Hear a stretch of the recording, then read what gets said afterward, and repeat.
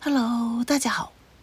早几天有位网友想了解一下我是怎样给这些种植在玻璃瓶子、裸根种植的蝴蝶兰的施肥方法。今天就分享一下我是怎样给它们浇水和施肥的。首先来看一下这几颗蝴蝶兰，现在能看见它们的根已经是非常干了。虽然这些根都已经非常干，但是看一下它们的根尖，它们的根尖都是有水晶头的，这表明它们在积极的生长中。这一颗也是一样，看一下这些根，都长得非常的健康。看到这里，你会不会有一个疑问？做视频，这些杯子那么脏，都不清理一下？我不会因为拍视频而特意把这些瓶子洗干净，只是让大家看一下用玻璃瓶子裸根种植的蝴蝶兰会有什么优点和缺点。这几颗蝴蝶兰我已经种植了很多年，之前有尝试过用陶粒种植，就是直接把陶粒放到玻璃瓶子里。看一下这些新长出来的根是绿色的，也是干的时候看上去是灰白色，里面黑黑的那些根就是当时用陶粒种植的结果。我为什么没有继续用陶粒种植呢？陶粒的重量非常的轻，一泡水它们都跑到杯子上面去，非常的麻烦。现在就来看一下我是怎样给它们浇水和施肥的。在浇水的时候，我通常都会把这个杯子灌满水。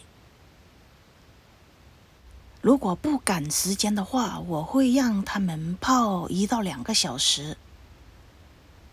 如果时间比较紧，我大概就这样把水灌满，几分钟后就把水倒掉了。等到它们的根像刚才那样完全干了，就可以再给它泡水。我大概是3到4个星期给它们浇一次水。多长时间才给它浇一次水？那还是要根据大家的气候环境来决定。只要记住等根完全干了才给它浇水，这个就是裸根种植的浇水方法。半水培的种植方法在浇水上又有一点不一样。裸根种植就是有一个干湿的循环过程，半水培就是杯子底下面永远都会有水的。我觉得裸根种植比半水培的种植方法更加简单，只要让兰花适应了干湿的循环过程，它更加耐干，也就是说浇水的时间拉得更长一些。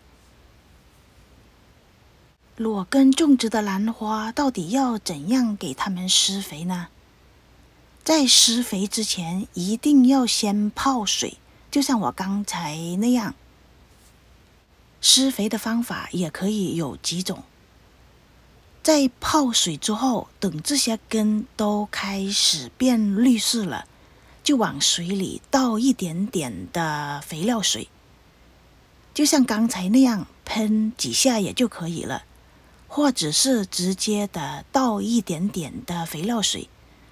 肥料的浓度我是用1/4的浓度，也就是说平常1勺肥料对1加仑的水，我现在是用1/4的肥料对1加仑的水。肥料的浓度一定要淡一些，就轻轻的往水里喷几下也就可以了。喷完肥料水之后，大概就等它10分钟左右，就可以把水倒掉。另外的一种施肥的方法，在泡完水之后，把水倒干净呢，就直接的往根部喷肥料，喷的分量也就非常的轻，也就3、5下也就可以了。这样就完成了一个施肥的动作了。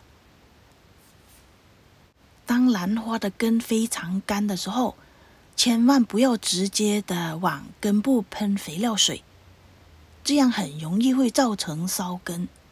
一定要先把根泡湿了再施肥。这个玻璃瓶子底下面已经开始长青苔，我通常都是裸根种植，底面是没有什么水的，但是它也会长青苔。这个瓶子我大概有10个月左右没有清洗了。如果是半水培的话，玻璃瓶子更容易长青苔，大概每2、3个月就要刷一次玻璃瓶子。这也就是我从半水培种植转到裸根种植的原因。每隔几个月都需要把瓶子清理，也是一件非常头疼的事情。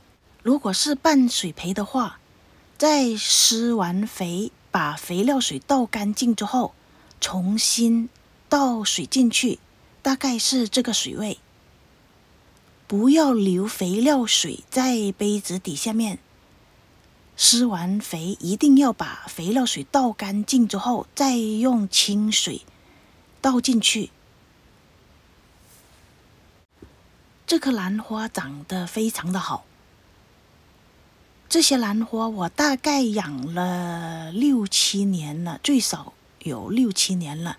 看一下它的植株，植株已经长这么长，下面的那些根我已经剪掉了，因为根太多。裸根种植的蝴蝶兰其实是最简单的一种种植方法，平常都不需要怎么特别的护理。根非常干了，就给它浇水。有的时候没有时间给它泡盆，就直接的倒一点水进去，大概是这个水位，就让它自己慢慢的吸干水分。到了下一次根完全干了，再给它重新的泡水。左边这个蝴蝶兰叶子出现的斑点，是前年被蓟马咬的。蓟马对蝴蝶兰的伤害还是永久性的。清理了蓟马，蝴蝶兰的叶子是没有办法恢复。这个是永久性的伤害，虽然没有什么大碍，但是还是呢，看上去不是很健康的样子。好了，蝴蝶兰裸根种植的浇水和施肥的方法就跟大家分享到这，谢谢您的观看，我们下次再见咯，拜拜。